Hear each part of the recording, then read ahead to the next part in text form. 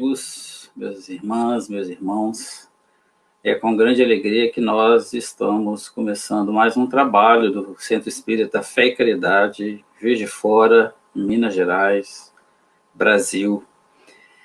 Momento em que é de grande alegria para todos nós, porque temos o ensejo de estarmos fazendo a nossa reunião pública, que sempre foi no horário de 19h30, nas quartas-feiras, e paulatinamente vamos trazendo as dos outros dias também para as lives ou as palestras, as reuniões ao vivo na internet.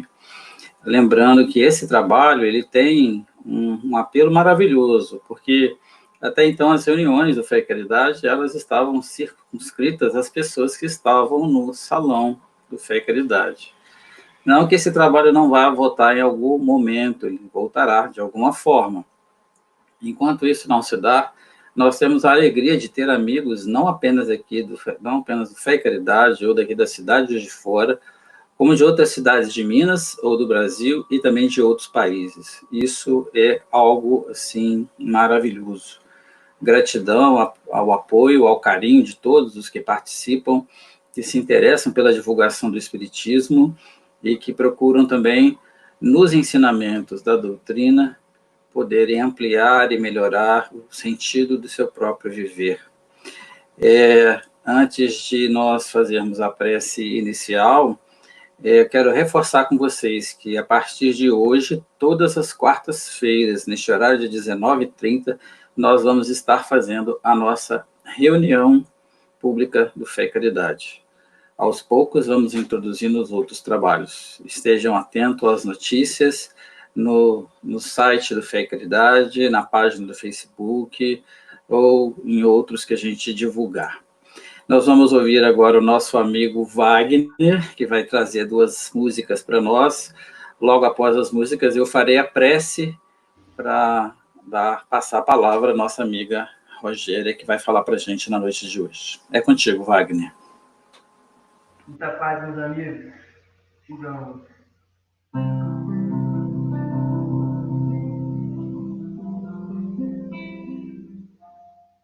Obrigado, Senhor,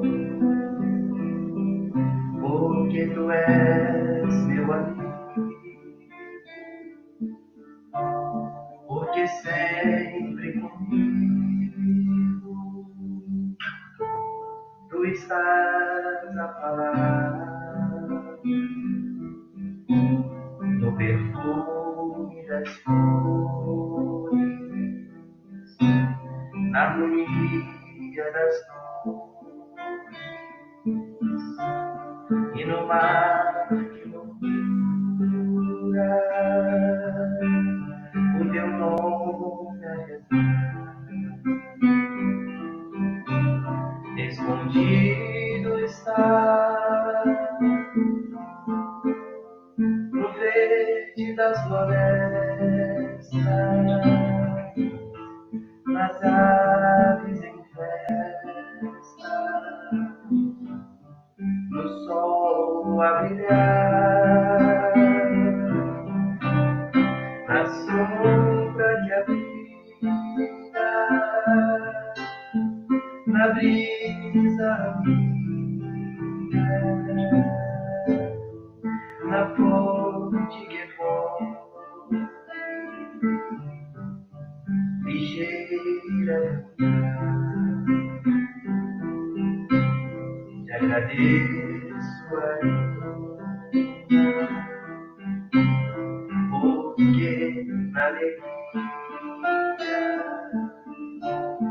ou na dor de cada dia, posso te encontrar. Quando a dor me consome, por Teu nome, e mesmo sofrendo, eu posso cantar. Escondido está no verde das florestas,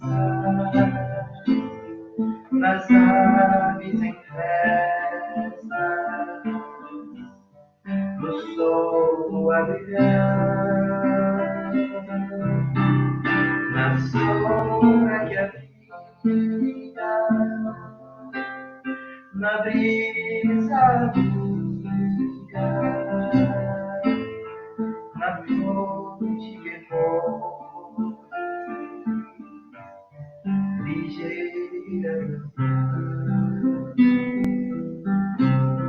Obrigado, Senhor.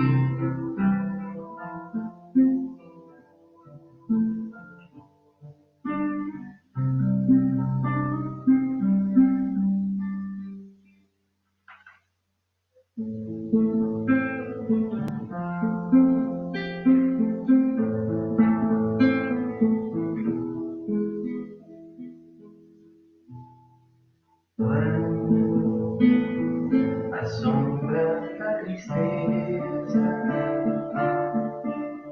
cobrir teus sonhos te lembrar. Quando você quiser chorar diante da taça da amargura, quando a dor bater a porta, vem fundo do coração. Quando a esperança é morta e a vida amarga olhe para trás, veja quanta dor, súplicas e paz, clamando amor. Olhos sem pedras, andem bocas que não falam, risos sem razão. Deixe de chorar, volte a sorrir. Você é tão feliz, volte a cantar. Faça uma prece, seja grato a Deus, Ele sempre abençoa o teu sorriso. Ele sempre abençoa os filhos seus.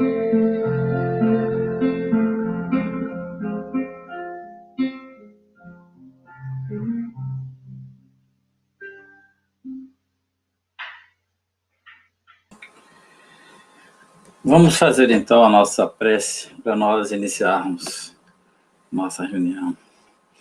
Senhor Jesus, bondoso e amado Mestre, grande alegria nos envolve-nos, Senhor, pela oportunidade que o Senhor nos concede de aqui nos reunirmos, estabelecendo os vínculos sagrados da comunhão de pensamentos, voltados para os teus ensinamentos sublimes, que despertam em nós as forças espirituais transformadoras da nossa existência e da nossa existência no mundo, fazendo com isso que o progresso espiritual esteja sempre à nossa frente no caminho para o alto.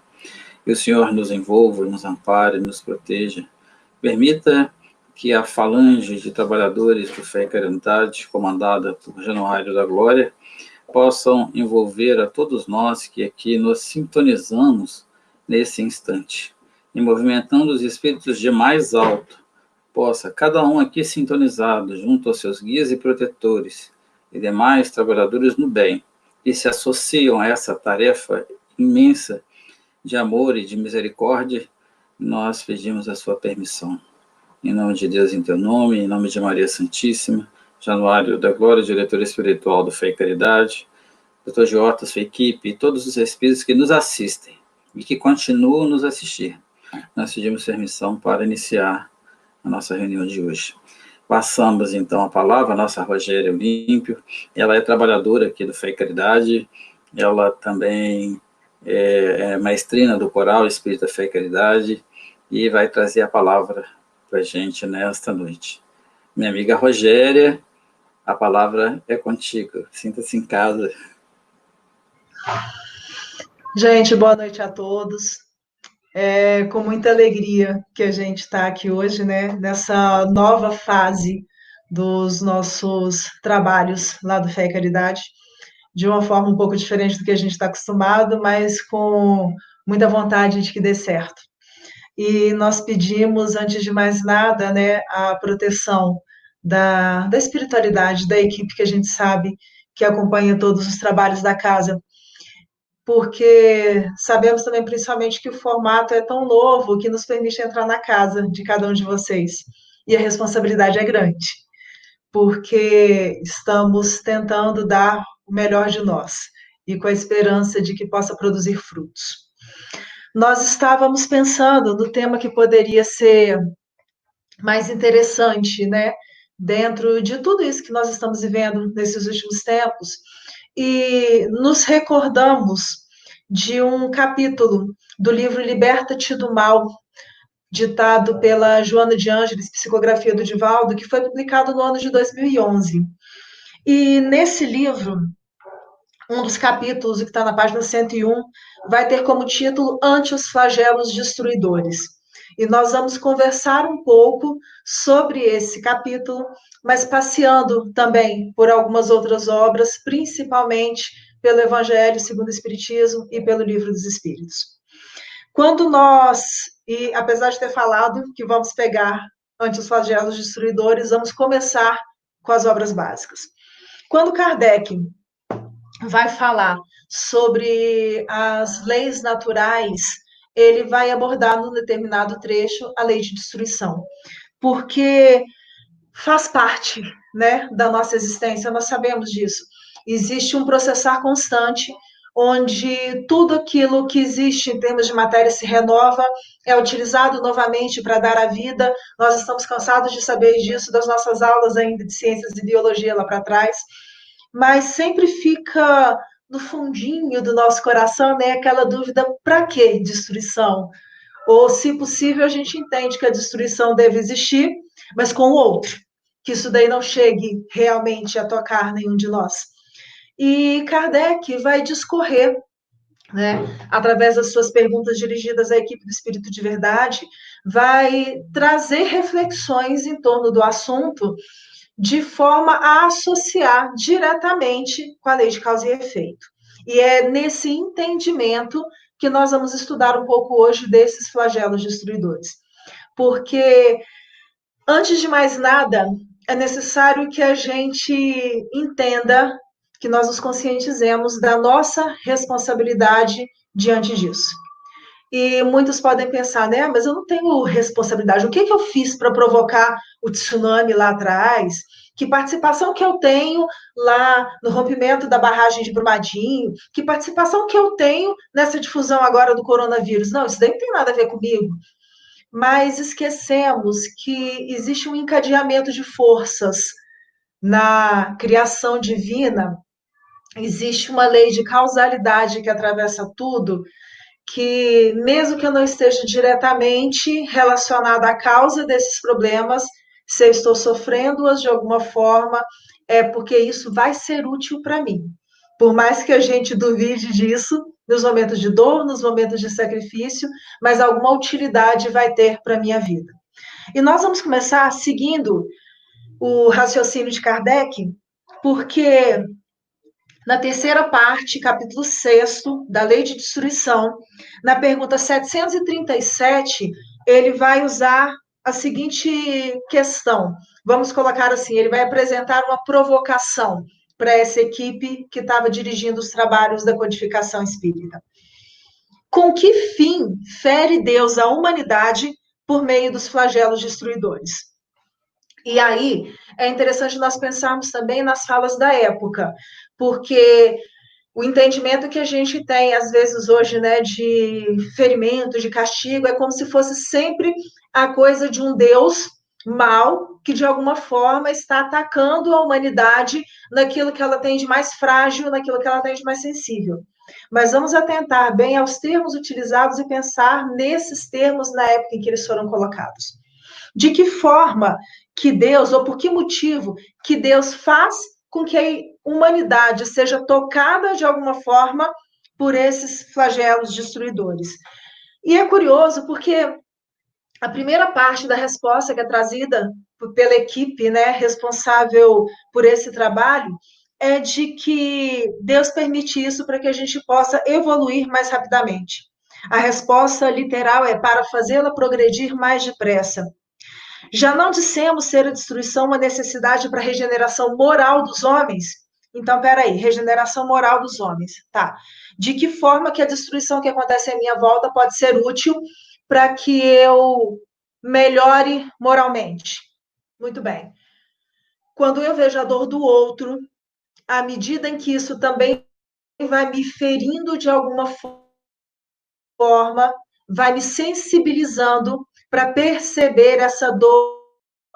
Aí, nesse sentido, nós percebemos claramente que, através do sofrimento, eu amoleço as fibras do meu coração, de forma que ele possa perceber, sentir melhor as dificuldades que estão à minha volta. É muito comum ouvirmos pessoas comentando que só se entende o que é a dor da fome do outro quando eu já passei pela experiência de ter sentido fome alguma vez.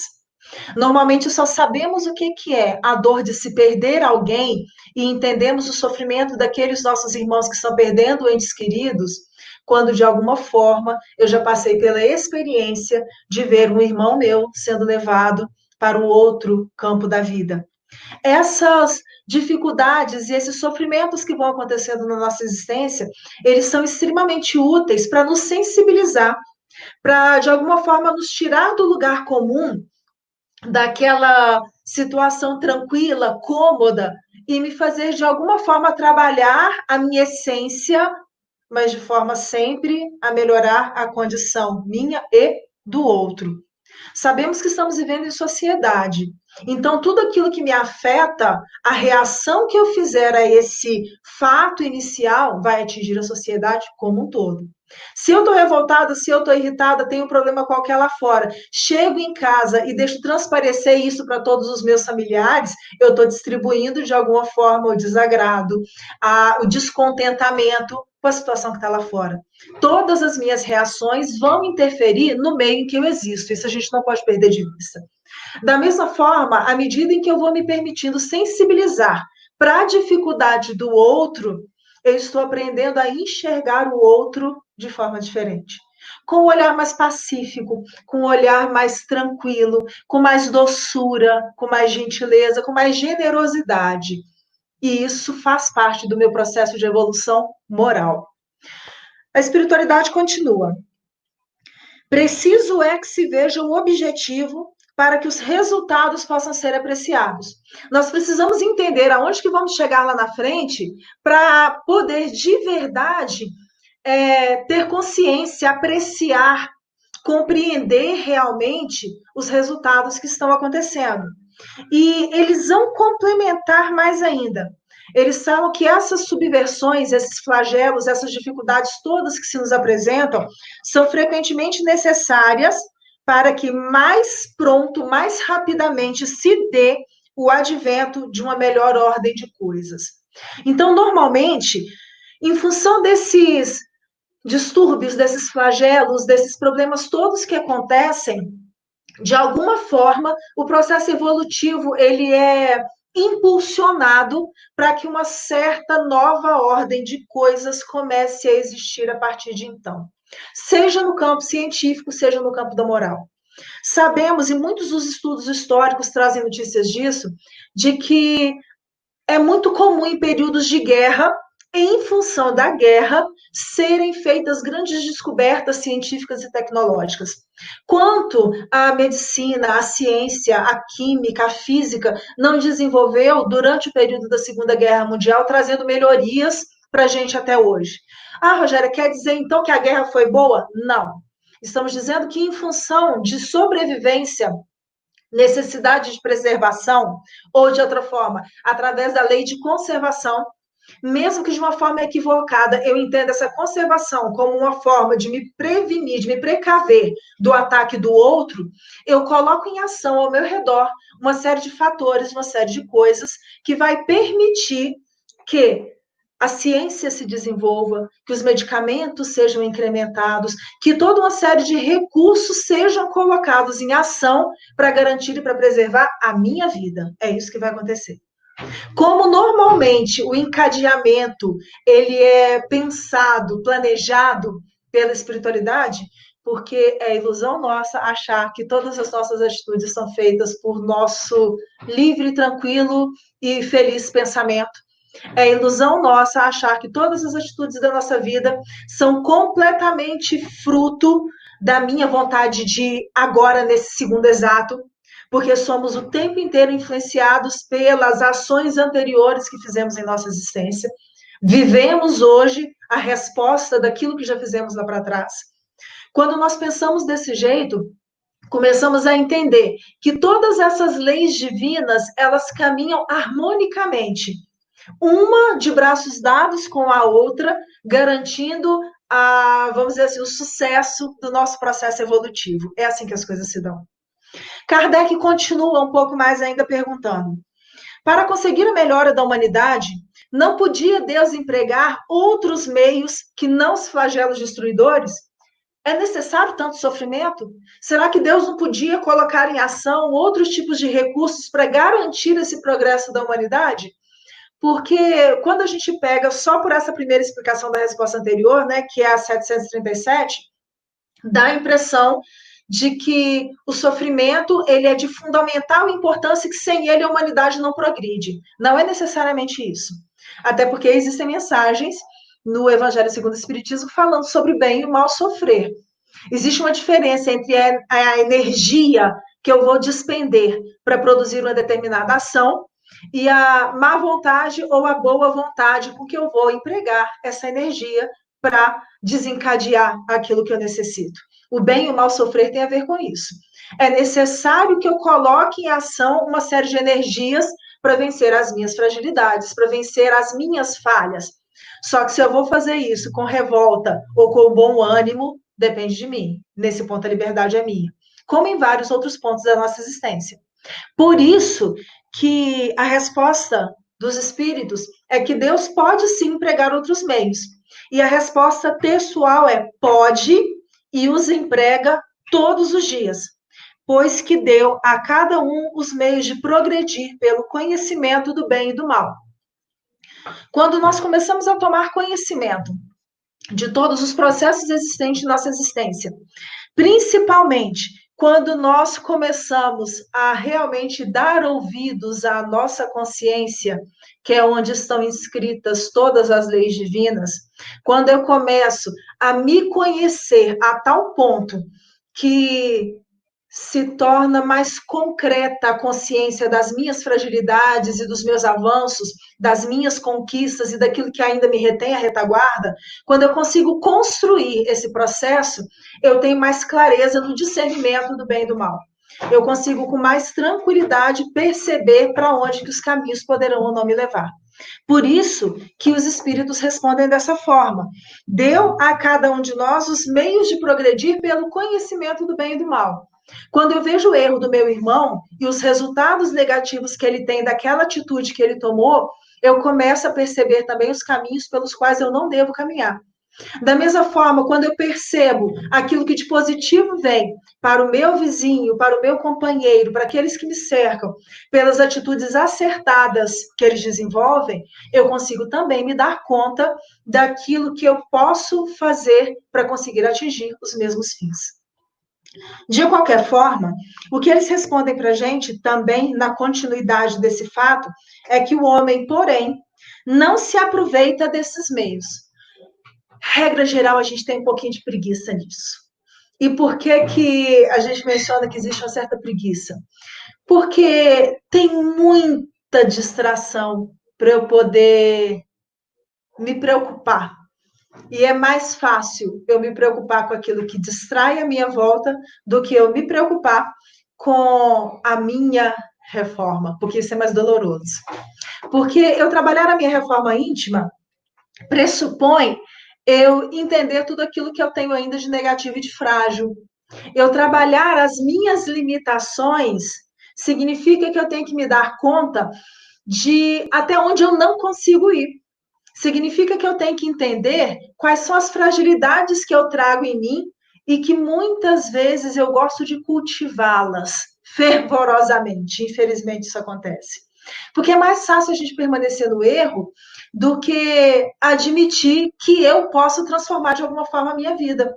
É mais fácil eu colocar no meu irmão a culpa daquilo que está dando errado na minha existência do que admitir a minha parcela de responsabilidade e tentar fazer alguma coisa real e concreta para mudar essa condição a partir da mudança das minhas próprias atitudes.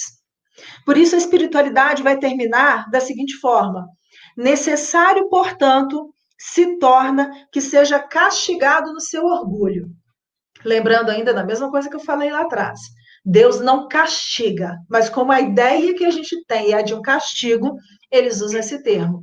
Necessário, portanto, se torna que seja castigado no seu orgulho e que se lhe faça sentir a sua fraqueza. Então, vamos voltar. Deus pode fazer com que a humanidade progrida sem os flagelos destruidores? Pode sim. Por que isso não acontece? Porque normalmente nós deixamos o nosso orgulho e as nossas fraquezas falarem mais alto nesses momentos. Ah, Rogério, mas isso daí é muito relativo, né? Porque significa, então, que tudo aquilo que aconteceu de errado com um determinado grupo de pessoas é porque é sempre um castigo para o orgulho daquela pessoa que está lá dentro? Vamos lembrar que existem casos e casos. Mas tem uma fala que eu gosto muito, que está no livro Diretrizes Apostólicas, e eu gosto muito por causa da poesia da cena, porque diz na passagem, e o Diretrizes Apostólicas, para quem não conhece, é um livro muito gostoso de se ler, porque Dr. Bezerra, Blandina e outros espíritos, eles se organizam em torno das possibilidades de evangelização que se pode apreender na vivência, na existência de cada um dos apóstolos que passaram pela história, desses discípulos diretos, né, do Cristo. E aí, o que acontece, né, nesse conjunto de coisas? Eles começam abordando a vida de cada um dos discípulos, dos 12 diretos, vamos dizer assim, acrescidos de Tomé, mas ele vai sempre colocar um breve histórico, um outro autor vem e traz algum fato poético relacionado àquilo, Dr. Bezerra faz uma consideração em torno dos caracteres doutrinários que podem ser trazidos naquela vivência, e Blandina, que é uma dama dos primeiros tempos do cristianismo, vai trazer fragmentos da história de cada um deles. E ela começa narrando um pouco da história de João. E é curioso porque, da totalidade dos outros, ela apresenta sempre o momento final da existência, o que seria o momento do grande testemunho. Mas como João morreu sem ser por flagelos ou por dificuldades variadas no sentido de assassinatos, né, vamos entender dessa forma, não foi provocada a morte dele, ele é aquele que deveria permanecer por mais tempo, até porque cabia a ele ainda a responsabilidade de receber o Apocalipse, era necessário que ele permanecesse, né? Ela escolhe um fragmento da vida dele, onde ela vai trazer a relação íntima dele com Cristo. E ela começa, e aqueles que já ouviram outras vezes, talvez eu falando a mesma história, me perdoem, mas é porque é muito bonito o modo como é colocado. Ela começa apresentando João mais ou menos como sendo aquele irmão mais novo, encantado, apaixonado por aquele irmão mais velho, ou como acontece às vezes com a gente, né, quando temos um primo bem mais novo e que fica seguindo a gente em todas as situações. Blandina fala que a relação de João com Jesus era mais ou menos nesse sentido. Ele seguia Jesus para todos os lugares onde ele poderia ir. E quando as coisas vão se processando, né, ela fala que era comum ele ficar de longe, observando, para ver se conseguia pegar, vamos falar no popular assim, esperando a deixa para poder estar junto, para poder interferir, para poder conversar. E na cena em que ela descreve, ela vai falar da vontade dele, encantado com o Cristo, de fazer com que aquele reino dos céus se tornasse palpável aqui na terra. E ele confiava tanto na grandeza do Cristo que ele tinha certeza que se ele conversasse com qualquer pessoa que aparecesse, poderia ser dos mais poderosos que existissem no mundo, ele conseguiria convencê-los da grandeza do reino de Deus. E ao mesmo tempo em que ele pensava isso, ele se lembrava daquilo que ele entendia como sendo a pequenez da sua vida anterior. E ao pensar nessa dicotomia entre o que era a vida do pescador e o que era, a partir daquele momento do encontro, a vivência com o Cristo, de um embaixador do Cristo, João se pega namorando esse sonho e Jesus senta-se tranquilamente à sombra de um carvalho e começa a chamar a atenção de João para a grandeza daquela árvore. E João fala que realmente era uma árvore muito grande, e quem diria, né, Senhor, que começou com uma pequena semente, e aí Jesus vai falando que não é só uma semente, é uma semente que rompeu aquela casca que era necessário para atingir a superfície do solo e depois de não sei quantos anos chegar naquela condição de carvalho. João entende isso como sendo uma referência ao grande momento de vida que ele estava tendo naquela situação. Mas Jesus chama a atenção dele, porque ele fala, né, que agora ele entendia como é que o trabalho era diferente, porque agora o trabalho dele com Cristo era muito maior. E Jesus chama a atenção dele para o fato de que não era tão simples assim. Ele começa chamando a atenção de João para que ele entenda que, na grande maioria das situações, o que Deus espera de cada um de nós é aquele trabalho da pequena semente que está rompendo a casca, porque é nessa fase que nós ainda estamos.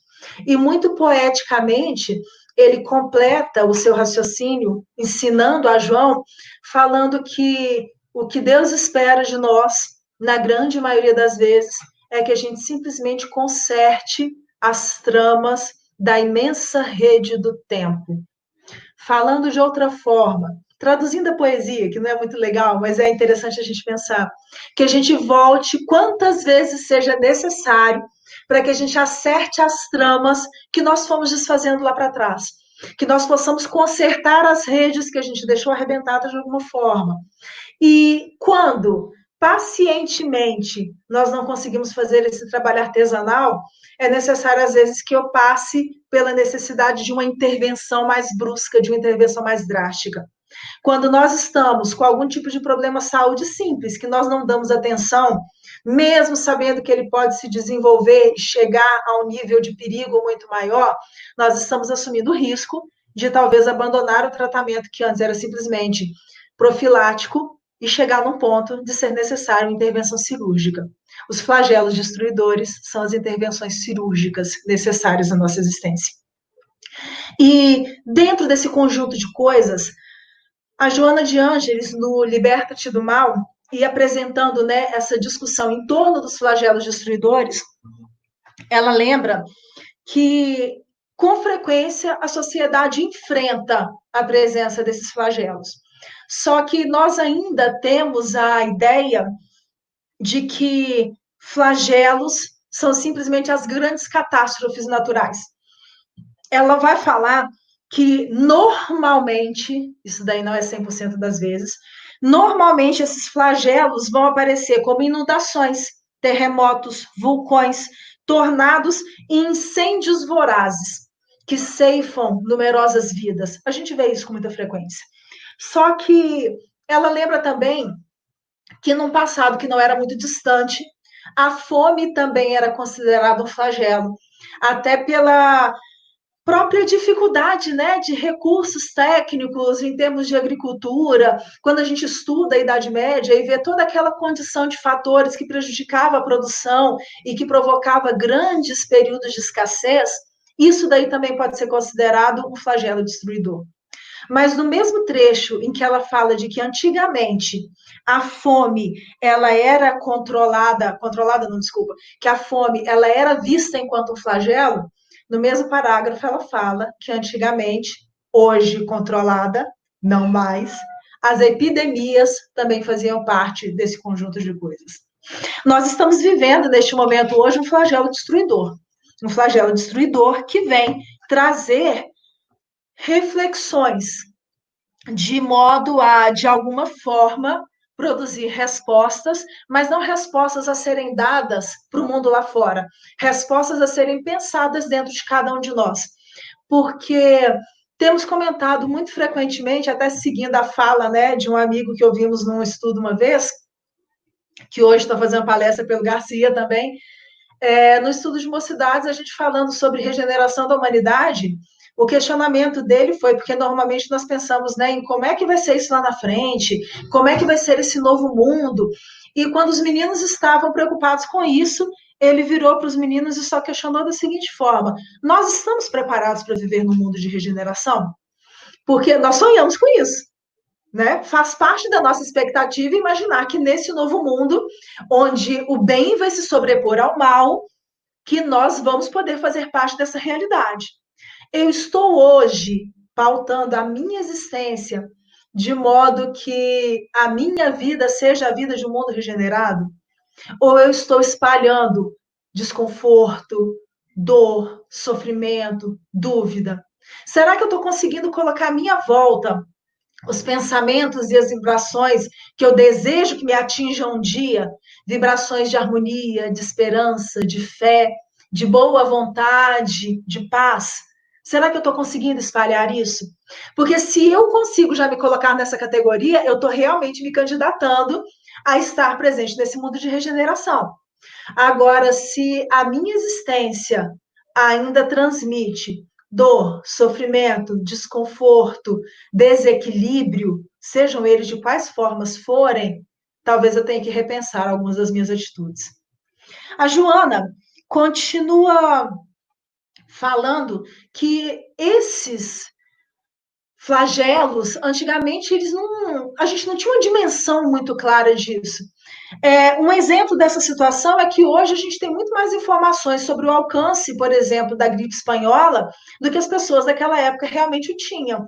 Nós sabemos hoje muito mais sobre como que se processou esse processo pandêmico, porque era também dessa forma na época, né, do que talvez as pessoas daquele período tivessem consciência disso.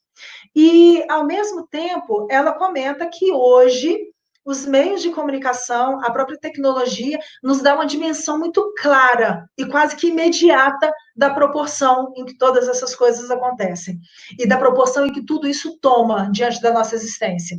Quando teve o ataque das Torres Gêmeas, menos de um minuto depois já estava sendo noticiado para o mundo inteiro. E aquela consternação diante do desprezo pela vida humana foi compartilhado por muita gente, gerando ao mesmo tempo uma onda vibratória de medo, de desequilíbrio, de desconforto, que faz muito mal para todos nós. Da mesma forma, quando nos irmanamos mentalmente nessas ideias pessimistas, revoltosas, estamos trazendo isso para dentro de cada um de nós. Ela vai chamar a atenção para a gente de que esses flagelos normalmente acontecem simultaneamente em vários lugares do mundo. A nossa história recente tem mostrado que às vezes tem uma destruição em um determinado país, um vulcão entrando em erupção no outro, um tsunami que está atingindo tal região, mas em outra, porque é uma efervescência de situações exatamente decorrentes da nossa condição ainda humana nessa fase existencial que estamos atravessando, da nossa condição de espíritos neste momento em que estamos, porque estamos em processo de aprendizado. Isso daí é fato para todo mundo. O que não gostamos de pensar com frequência é que, aí é opinião minha, tá? Não tem livro nenhum falando isso. Nós ainda estamos vivendo um período que eu gosto de falar que é de adolescência espiritual. Por quê? Adolescente sempre acha que aquele que sabe mais está errado. Ele sabe mais do que todo mundo. É muito comum hoje vermos a sociedade como um todo entendendo que a sua opinião é sempre a certa, a opinião do outro é que é errada. Não tendo ainda maturidade nem discernimento para perceber que os vários momentos diferentes que estamos atravessando faz com que tenhamos espíritos com opiniões distintas, o que não significa que sejam impossíveis de se conviver. Temos ainda a necessidade de provar para o outro que nós estamos certos e eles estão errados. Será? Será que eu estou tão certa assim e ele tão errado como eu imagino? Vamos colocar de outra forma. Será que se eu estivesse na posição do outro, com toda a vivência que ele teve que experimentar, com todas as dificuldades que ele trazia, será que eu conseguiria pensar da mesma forma que eu penso hoje, criticando a postura dele? Não significa que eu tenha que ser conivente com aquilo que está acontecendo à minha volta. Significa que eu tenho que, pelo menos, refletir um pouco mais. Coisa que muitos de nós, quando éramos adolescentes, não tínhamos tanta condição de fazer. Da mesma forma, quando somos adolescentes, temos, infelizmente, a tendência de achar que o problema, a coisa ruim, nunca vai acontecer com a gente. Né? O acidente nunca vai acontecer com a gente, a gravidez indesejada nunca vai acontecer com a gente, a doença que poderia ser evitada nunca vai acontecer com a gente. Da mesma forma que eu nunca vou ser atingido pela doença, eu nunca vou ser atingido pelo acidente, porque Deus precisa de mim aqui na Terra. Tem muita gente que precisa de mim, né? Tinha muita gente que precisava de Eurípides Barçanufo. E isso não impediu que ele desencarnasse pela gripe espanhola em 1918. Tem muitas pessoas que ainda precisavam da presença do Chico, o que não impediu que, mesmo depois da moratória, fosse encerrada aquela experiência encarnatória dele aqui na Terra. Aonde que nós estamos querendo chegar com esse conjunto de coisas? A Joana fala que, junto com todos esses flagelos, é necessário a gente analisar o outro lado da situação. E esse outro lado, ela vai descrever como resultante da imprudência humana.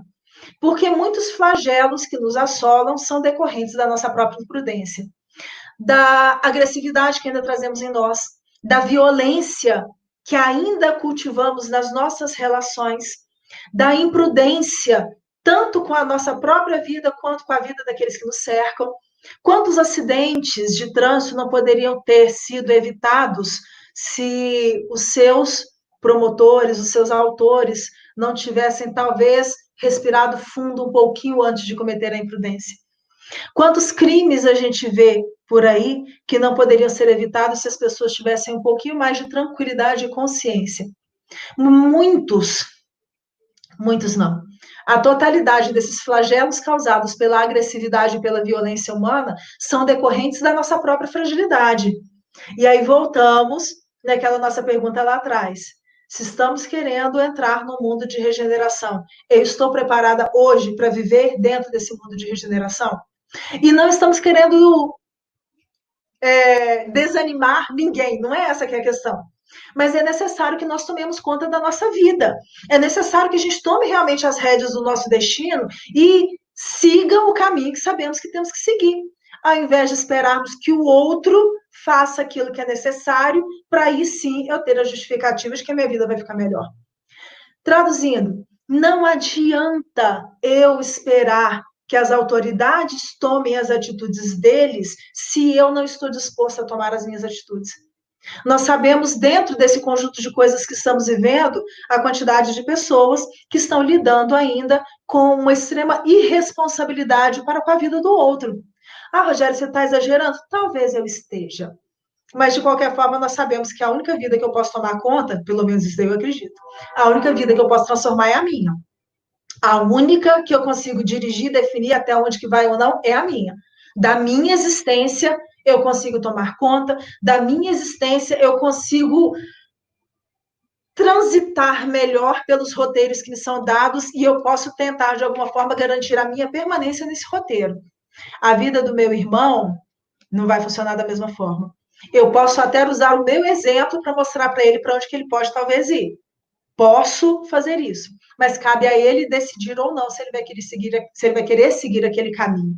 E isso daí é muito sério para nós, principalmente nós enquanto espíritas, porque temos que entender a nossa responsabilidade diante dos nossos próprios atos. A Joana segue ainda falando que realmente, assim, né, dentro do conjunto de coisas que a gente está vivendo, existe uma responsabilidade muito séria por parte das autoridades, e existem uma série de pessoas que estão se comprometendo diante da lei, mas ela lembra também que esses todos vão responder a essa lei daqui a pouco. A lei de causa e efeito, ela vem exatamente para nos mostrar esse tipo de situação. Vamos responder futuramente pelas nossas ações. Estamos respondendo hoje pelas nossas ações do passado. Como então lidar diante dessa dificuldade desses flagelos que se nos são apresentados? Como que eu posso atuar diante disso e entender a permanência ainda desses flagelos dentro da minha sociedade, dentro do mundo em que eu estou vivendo? A Joana fala que esse comportamento diante dessas dificuldades vai atestar, antes de mais nada, a carência de amor e de respeito humano que existe no mundo. Se estamos ainda vivendo todas as consequências dessas fragilidades humanas, é porque essas ações humanas são pautadas pela falta de amor e pela falta de respeito para com aquele que está à minha volta e principalmente para comigo mesmo. Porque quando eu respeito a minha individualidade e os meus direitos, eu aprendo também a respeitar o outro. Quando eu respeito e tenho amor pela minha existência, eu também vou agir com amor para com aquelas pessoas que se encontram à minha volta. O conjunto de coisas se dá assim. E é necessário que nós despertemos para essa situação. E aí, ela vai chamar também a nossa atenção para o fato de que o acaso não existe. E quando a gente se lembra disso, nós precisamos entender que as divinas leis, as leis divinas, elaboram programas de expurgo e de purificação para os infratores que necessitam da experiência dolorosa. Se for necessário para a nossa evolução passar por um tipo de dificuldade mais doída ou não, isso vai acontecer, a gente querendo ou não. E sabe por que eu estou falando dessa forma? Porque a dor que me chega foi plantada na minha existência de acordo com a minha anuência antes de reencarnar. As pessoas que eu perco na minha vida, eu vim para cá sabendo que elas iam ser afastadas de mim num determinado momento. Aquelas experiências dolorosas de saúde, de problemas graves que me chegam, eles me chegam com o meu conhecimento prévio de cada uma delas. Ah, não, Rogério, eu nunca escolhi isso daqui para minha vida. Eu nunca escolhi perder o meu marido ou perder o meu filho. Talvez não, se eu achasse que era uma encarnação só. Mas a partir do momento em que eu entendo que a morte não existe, que a minha vida verdadeira é essa, que passa por essas experiências materiais, mas que eu não vou deixar de existir quando esse corpo aqui de matéria acabar, quando eu entendo isso realmente, fica mais fácil de eu aceitar que alguém seja separado de mim um pouco antes do que aquilo que o meu coração gostaria.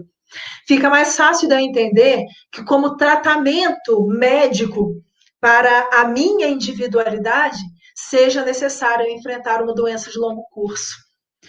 Fica mais fácil de eu aceitar que talvez seja necessário eu passar por um determinado gênero de morte em catástrofes naturais para reequilibrar as forças que foram desequilibradas por mim em outras experiências reencarnatórias. Mas se eu entendo que a minha vida é só essa, nada disso faz sentido. Então, a primeira coisa que nós espíritas temos que realmente nos conscientizarmos é de que essa não é a nossa única existência. A primeira coisa que nós temos que entender, que a morte não vai acabar com tudo. Porque uma coisa é eu falar isso, outra coisa é eu sentir. Outra coisa é eu ter certeza absoluta da presença da misericórdia divina na minha existência. Eu preciso desenvolver essa condição. Porque senão a minha relação com a doutrina ela fica falha. Porque eu vou falar de coisas que, na verdade, eu ainda não consolidei dentro do meu íntimo. E se eu não consolidei, eu não vou passar verdade. E se eu não passo verdade, eu não consigo transformar o meu mundo a partir da minha própria transformação. A Joana vai falar ainda que é muito importante nós entendermos que essas ocorrências inesperadas ou indesejadas, elas sempre vão proporcionar o autoaprimoramento e a consciência do dever. E aí nos remete à ideia, né, do capítulo Sede Perfeitos, onde tem lá a mensagem sobre o dever no Evangelho segundo o Espiritismo. E nesse capítulo, uma das partes mais bonitas é quando eles colocam nessa parte do dever a explicação de que o dever é o consentimento da razão.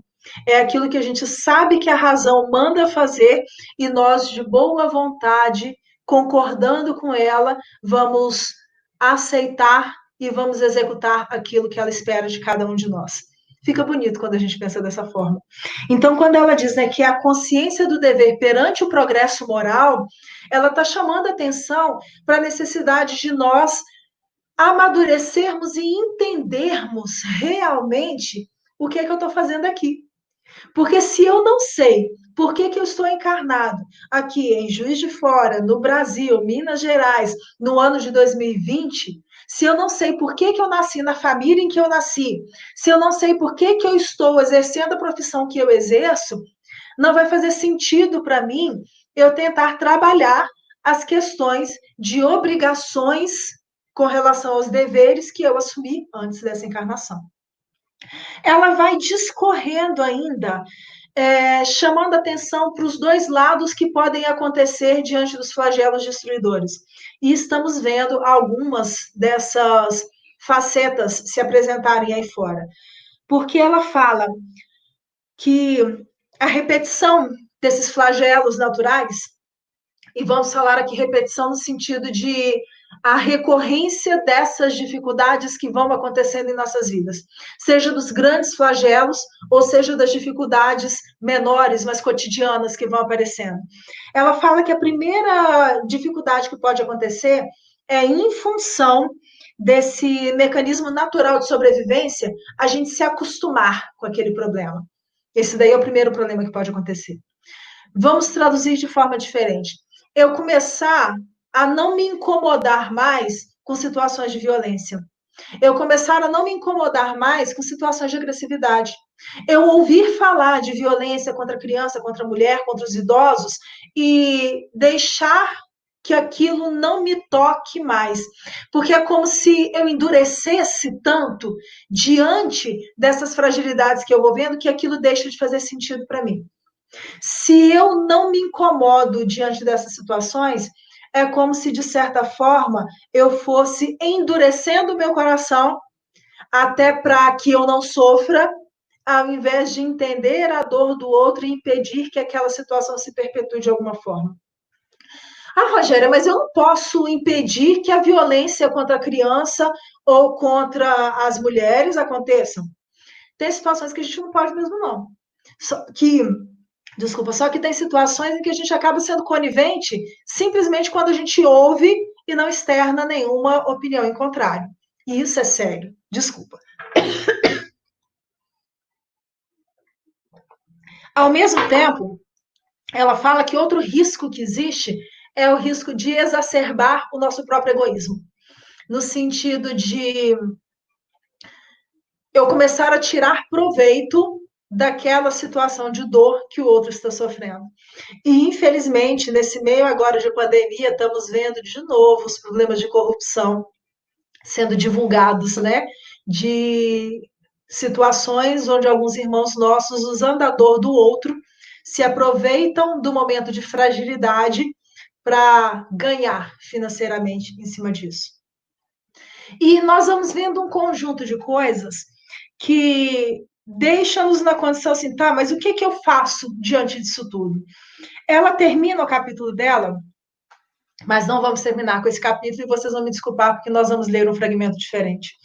Dizendo que o importante é que a gente faça todo bem diante da vida, mas todo bem pensando em ser fiel a essa vida. E ela vai completar dizendo que, ocorrendo ou não os flagelos destruidores, uma das formas maiores, né, de dificuldade do ser humano são mostradas quando a gente percebe que o amor dentro de cada coração acaba sendo enregelado, acaba sendo engessado. Então, ela chama atenção para o fato de que essas dificuldades que acontecem lá no mundo, né? Que acontecem lá fora, são um alerta para que nós repensemos a nossa própria existência. Porque quando eu começo a olhar para essa dificuldade lá fora e isso não muda mais nada em mim, alguma coisa de errado está acontecendo. E aí a gente foi buscar, pensando na conclusão da nossa fala, um pedaço de uma palestra que foi ouvida por Manuel Filomeno de Miranda, na colônia onde ele vive, no mundo espiritual, e está narrada no livro Transição Planetária. Para aqueles que não conhecem, o Transição Planetária é um livro ditado pelo Manuel Filomeno de Miranda, psicografado por Divaldo Franco, onde vai ser, ele é o primeiro de uma trilogia, né? Onde ele vai trazer algumas notícias daquele grande tsunami da Indonésia. Ele faz parte de uma equipe que vai, logo depois do tsunami, ajudar no resgate de espíritos que haviam desencarnado por aquilo. E nessa fala, que nós escolhemos para encerrar, eles estão participando exatamente da reunião onde está sendo apresentado para eles o programa de trabalho que eles teriam, né, diante desse grande evento sísmico que aconteceu, e, ao mesmo tempo, chamando atenção para isso dentro desse processo de mudança da humanidade. E eles começam chamando a atenção para o que é, né, o que tinha sido a dimensão do tsunami, o que se esperava que aquilo produzisse em termos de transformação na Terra. E eu peço desculpas a vocês, mas a gente vai encerrar lendo esse pequeno fragmento. As grandes transformações, embora ocorram em fases de perturbação do orbe terrestre, em face dos fenômenos climáticos, da poluição e do desrespeito à natureza, não se darão em forma de destruição da vida, mas de mudança de comportamento moral e emocional dos indivíduos, convidados uns ao sofrimento pelas ocorrências e outros pelo discernimento em torno da evolução. Ah, peraí, Rogéria, mas então já tem alguma coisa errada. Porque a gente está falando de um grande evento sísmico que provocou um tsunami monumental, que afetou a vida de tantas pessoas, mas aí no livro está falando que as grandes transformações não vão acontecer dessa forma. É exatamente isso. Vamos lembrar o seguinte: estamos em meio a uma pandemia que está ceifando milhares e milhares de vidas pelo mundo afora, mas as principais mudanças que estão sendo promovidas, mesmo que nós não estejamos nos dando conta delas, são mudanças no caráter das relações que travamos uns com os outros. Estamos sentindo falta de pessoas que a gente nem imaginava que a gente sentiria falta. Estamos tendo que, na força, valorizar relações íntimas dentro dos nossos lares que nós não conseguíamos fazer antes pela falta de tempo, pelo excesso de trabalho, pelas dificuldades do dia a dia. Estamos sendo obrigados a fazermos um esforço de viagem para o nosso íntimo, para o nosso interior, sendo que antes não tínhamos tempo nem condições para que essa viagem fosse efetuada.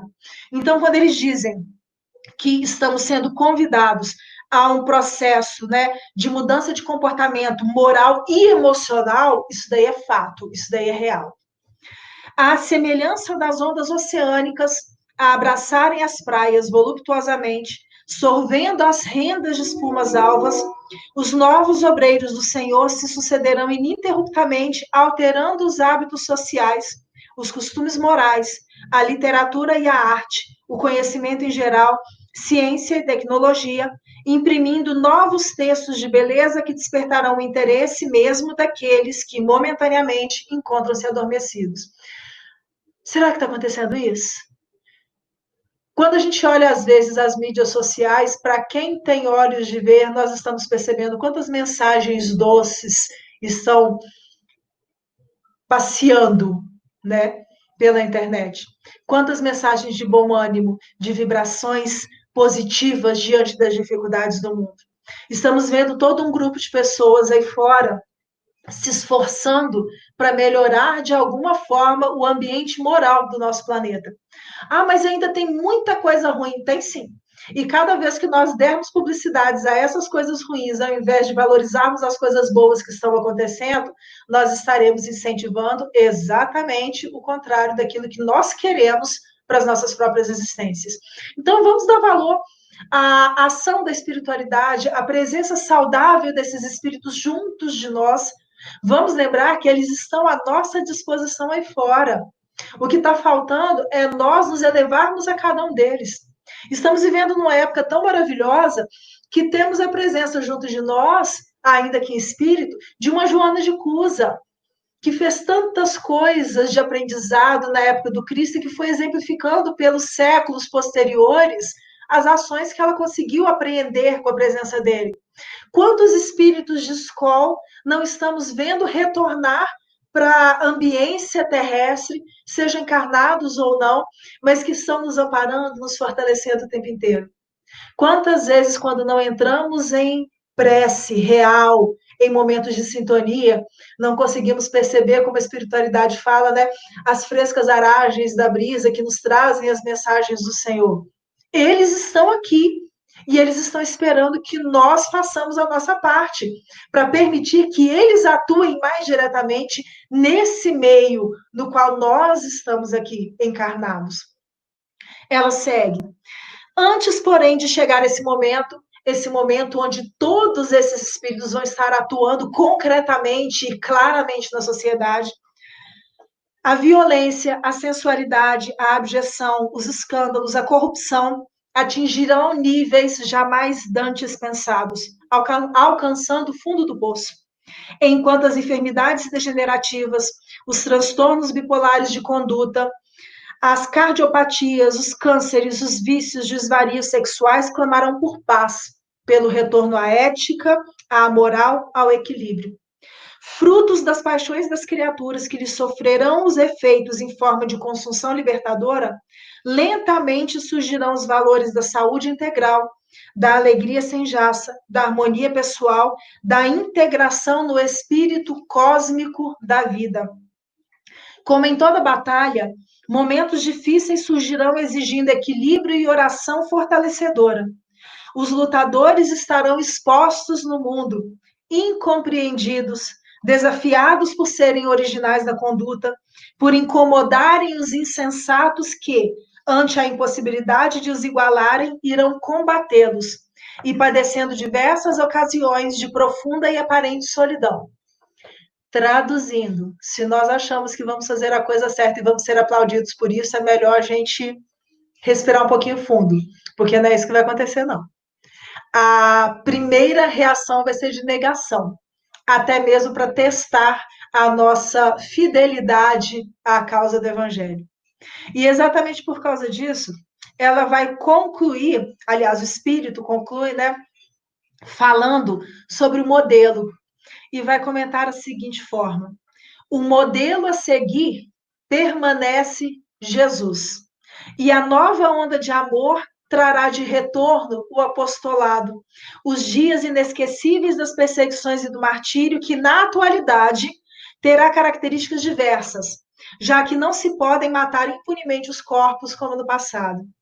Isso não implica em que não se assaquem acusações vergonhosas e se promovam campanhas desmoralizadoras contra eles, a fim de dificultar-lhes o empreendimento superior.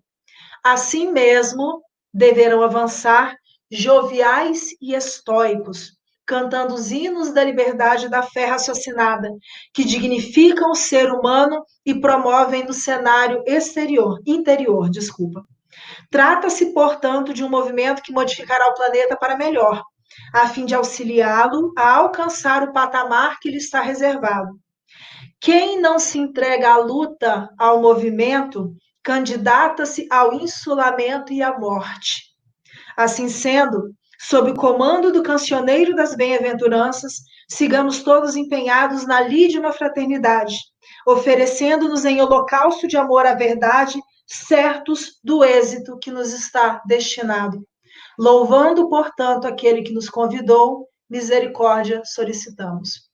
Nós estamos exatamente no momento que antigamente diziam que era o momento da pedra da esquina, né? É o momento do nosso posicionamento. E é a oportunidade que nós temos de definirmos as nossas escolhas. Nós estamos colocados exatamente no lugar que nós pedimos, e que nós pedimos prometendo àqueles que nos acompanham da espiritualidade que nós venceríamos.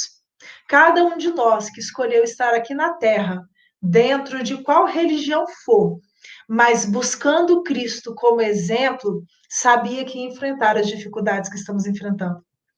E pedimos isso ainda confiantes e com a confiança de que seríamos bem-sucedidos. E retornando ainda àquilo que temos falado com frequência, se realmente acreditamos que estamos na religião do Consolador prometido por Cristo, já passou da hora de assumirmos a nossa responsabilidade de consoladores, porque aqueles que estão em dor esperam o auxílio.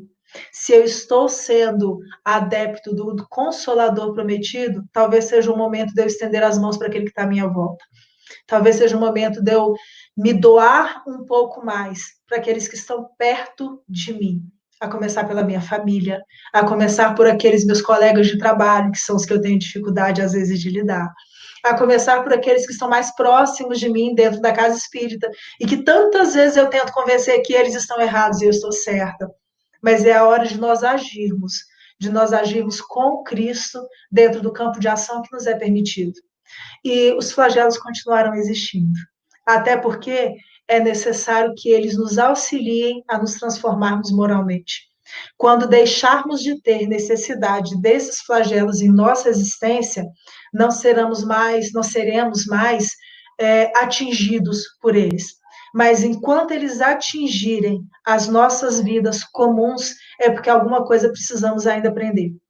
Mesmo que seja aprender a olhar para o lado, a olhar dentro das nossas casas para aquele que está do nosso lado, que veio conosco nessa experiência reencarnatória, que cabe a nós estender-lhes as mãos e caminhar junto com eles na medida do possível e na medida da nossa própria boa vontade de seguir a lei divina dentro de cada um dos nossos caminhos. Eu gostaria de agradecer imensamente a oportunidade de estar aqui hoje, nessa nova fase, agradecer a confiança da casa e que nós possamos ter um período de muitas reflexões e de muitas transformações íntimas, porque estamos sentindo muita necessidade de que o mundo mude. E isso só vai acontecer quando nós conseguirmos mudar. Muito obrigada a todos, uma boa noite. Rogéria, receba o nosso abraço, nosso agradecimento aí uma vez mais, que Jesus te abençoe e te ilumine, possa fortalecer sempre em saúde física, moral, espiritual, cada vez mais, para deixar conosco a contribuição do seu coração dentro do que a doutrina espírita nos oferece. Fica aí o nosso muito obrigado. Nós vamos ouvir agora o nosso amigo Wagner, que vai trazer mais duas canções para nós, e depois depois das músicas, a gente faz a prece de encerramento com a Sagrada Mãe de Cristo, viu, pessoal?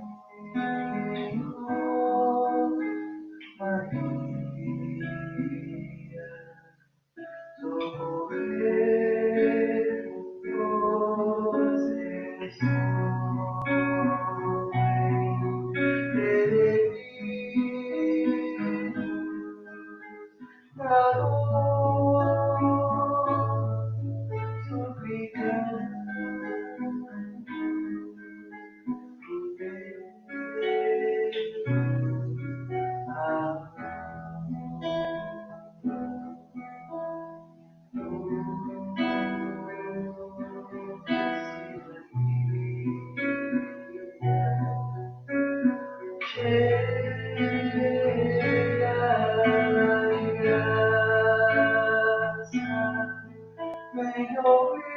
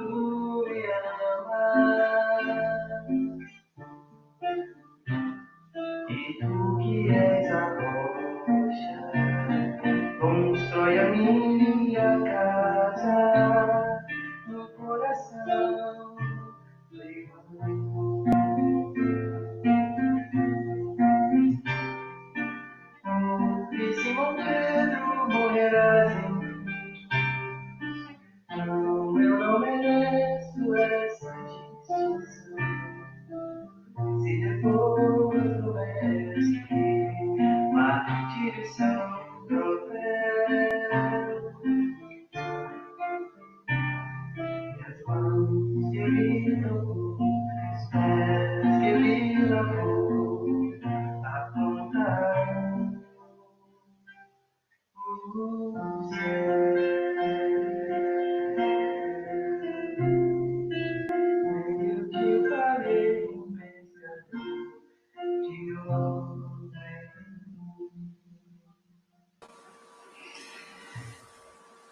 Nossa gratidão aí, Wagner, Rogéria, meu, nosso amigo Léo Gravina, que fica no suporte virtual aí para gente.